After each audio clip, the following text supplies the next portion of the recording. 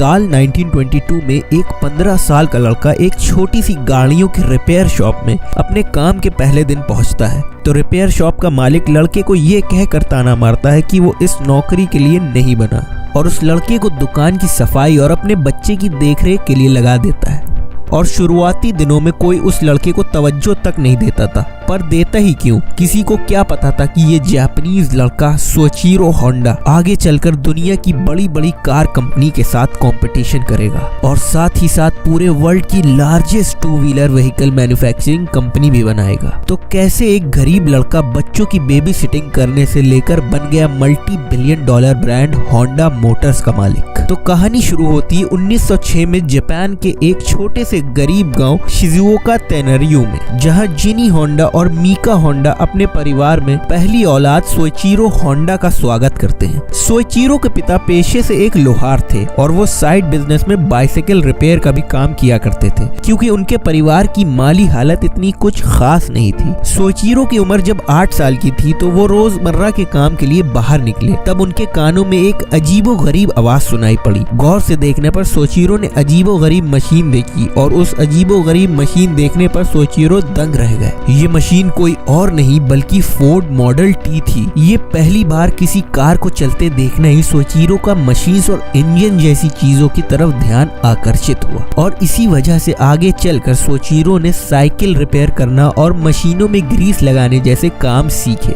बचपन से ही सोइचिरो का स्कूल में मन नहीं लगता था, इसलिए वो अपना ज्यादातर समय अपने फादर की बाइसिकल रिपेयर शॉप पर साइकिल रिपेयर करने का काम किया करते थे। साल 1922 में सोइचिरो ने एक मैगजीन ऐड देखा टोक्यो की ऑटोमोबाइल सर्विस कंपनी का, तो उन्होंने कंपनी को एक लेटर लिखा कि वो उनकी सर्विस कंपनी में जॉब करना चाहते हैं और किस्मत ने उनका साथ दिया और उस कंपनी की तरफ से उन्हें जॉब देने का एक रिप्लाई भी आया। तो 15 साल की उम्र में ही सोइचिरो ने अपना घर बार छोड़कर अपने सपने पूरे करने के लिए टोक्यो चले गए और जब वो रिपेयर शॉप पहुंचे तो शॉप के ओनर यूजो सकाकीबारा ने उनके लिए अपने बच्चे को पालने की जॉब सोच रखी थी। शुरुआत के कुछ महीनों में वो कुछ खास पैसे तक नहीं कमा रहे थे और पूरा दिन बच्चे को अपनी पीठ पर लादकर घुमाते थे। टाइम बीतता गया और रिपेयर शॉप में काम की डिमांड बढ़ती गई और ओनर ने सोइचिरो को भी रिपेयर के काम में लगा लिया। भले ही शुरुआती दिनों में सोइचिरो सिर्फ छोटे मोटे काम ही करते थे, पर धीरे धीरे वो काफी एक्सपर्ट मैकेनिक बन गए और उनका टैलेंट और डेडिकेशन देखकर वर्कशॉप के ओनर ने सोइचिरो को वर्कशॉप के बिजनेस साइड के बारे में थोड़ा बहुत सिखाना शुरू किया और इसी वर्कशॉप की वजह से ही सोइचिरो को मोटर स्पोर्ट की दुनिया के बारे में भी पता चला, क्योंकि मोटर स्पोर्ट और रेसिंग जैसी चीजें यूरोप, अमेरिका और जापान जैसी देशों में बहुत तेजी से पॉपुलर हो रही थी। 1923 में पहली बार सकाकीबारा ने रेसिंग कार्स बनाना शुरू किया अपनी टीम के साथ और जो पहली कार उन्होंने डिजाइन करी थी वो थी आर्ट डैमलर और दूसरा मॉडल डिजाइन किया वो था कर्टिस, जिसे अमेरिकन कर्टिस बायप्लेन के सेकेंड हैंड इंजन से बनाया गया था। और इस कार को 1924 में 5th Japanese motor car championship में उतारा गया और अपनी पहली ही रेस में इस कार ने पहला पोजीशन हासिल कर लिया, जिसके बाद से ही सोइचिरो के लिए मोटर स्पोर्ट ही उनका असली शौक बन गया। यूजो सकाकीबारा ने अपना बिजनेस एक्सपैंड करने के लिए एक नई ब्रांच खोलने का फैसला किया और इस ब्रांच के इंचार्ज के लिए सोइचिरो को चुना। शुरुआती दिनों में तो ये नई ब्रांच इतनी खास नहीं चली, पर धीरे धीरे उनके इतने सालों के रिपेयरिंग एक्सपीरियंस की वजह से उनकी इस वर्कशॉप में अकेले काम करने से लेकर 30 लोगों का स्टाफ रखने तक का सफर तक पहुंच गए। सोइचिरो न केवल एक एक्सपीरियंस मैकेनिक थे, बल्कि वो एक अच्छे स्पोर्ट कार ड्राइवर भी थे, जो उनको और मैकेनिक से काफी अलग बनाता था। इसी वजह से सोइचिरो ने काफी ज्यादा रेसिंग चैंपियनशिप्स में भी भाग लिया, पर एक एक्सीडेंट हो जाने की वजह से उन्होंने अपने परिवार को वादा किया कि वो उसके बाद से कभी भी कोई रेसिंग में भाग नहीं लेंगे। वक्त आया 1936 का। सोइचिरो होंडा अपना रिपेयर का काम करते करते बोर हो चुके थे और वो आगे बढ़ना चाहते थे, इसलिए उनका इंटरेस्ट कार पार्ट्स की मैन्युफैक्चरिंग की तरफ बढ़ रहा था। इसलिए उन्होंने रिपेयर शॉप के शेयर होल्डर से बात करी कि वो इस ब्रांच को कार पार्ट्स की मैन्युफैक्चरिंग में कन्वर्ट करना चाहते हैं, पर कंपनी के शेयर होल्डर उनसे राजी नहीं थे और कंपनी के इन्वेस्टर ने बोला कि रिपेयर शॉप एक अच्छा प्रॉफिटेबल बिजनेस है, उन्हें दूसरा काम में स्विच होने की कोई जरूरत नहीं। इस वजह से सोइचिरो ने अपनी खुद की कंपनी खोलने का फैसला किया ताकि वो पिस्टन रिंग मैन्युफैक्चर कर सके और उन्होंने अपने एक करीबी दोस्त शिचिरो काटो को कंपनी का प्रेसिडेंट बना दिया। सोइचिरो और काटो दोनों ही काफी मेहनत करना शुरू कर दी अपनी नई बिजनेस की तरफ,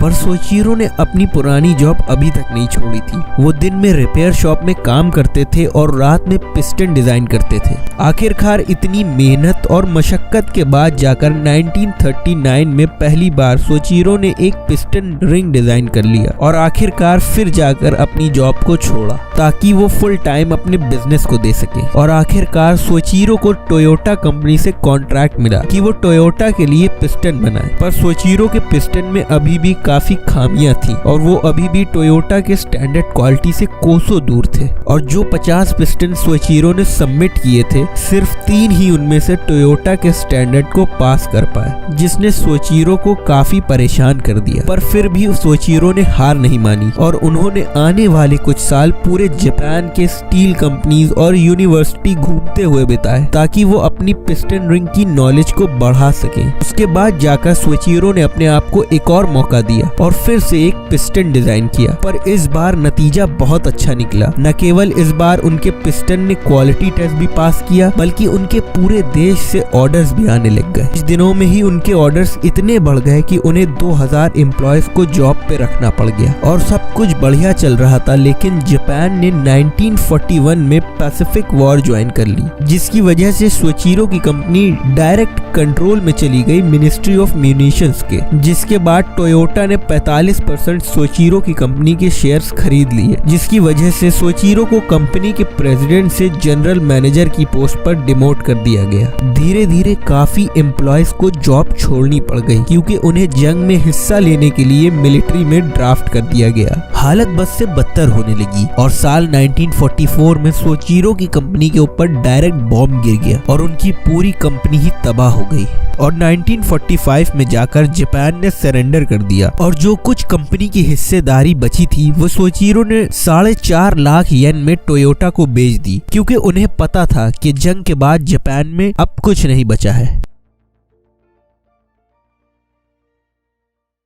एक दिन सोइचिरो की नजर जनरेटर इंजन पर पड़ी जो कि जापानीज इंपीरियल आर्मी ने वॉर के दौरान इस्तेमाल किया था अपने वायरलेस रेडियो को पावर देने के लिए। सोइचिरो उस जनरेटर इंजन से काफी ज्यादा प्रभावित हुए और पता लगाने के बाद कि वो कैसे काम करता है, सोइचिरो को बेहतरीन आइडिया आया कि अगर वो ये इंजन बाइसिकल में फिट कर दें। हालांकि ये कोई नया इन्वेंशन नहीं था, क्योंकि बाइसिकल में इंजन फिट करके पहली बार मोटरसाइकिल यूरोप में पहले से ही मौजूद थी, पर ये आइडिया जापान में काफी नया था, क्योंकि सोइचिरो जानते थे कि जंग के बाद देश को एक सस्ते ट्रांसपोर्टेशन की जरूरत है। तो 1946 में सोइचिरो ने अपने पुराने वेयरहाउस को एक होंडा टेक्निकल रिसर्च इंस्टीट्यूट में बदल दिया ताकि वो मोटर बाइक बना सके। और आखिरकार सोइचिरो और उनकी 12 स्टाफ की टीम ने मिलकर अपनी पहली मोटर बाइक बनाई और इस मोटर बाइक को जापान में फौरन ही सफलता मिली, जिसकी वजह से उनके पास काफी ऑर्डर्स आने लगे। ज्यादा डिमांड की वजह से उनके पास पुराने इंजन्स कम पड़ने लगे, तो सोइचिरो ने अपना खुद का इंजन बनाने का फैसला किया। 1947 में पहली बार उनका टाइप ए इंजन बनकर तैयार हुआ और ये पहली बार था कि किसी मशीन पर होंडा का नाम लिखा था।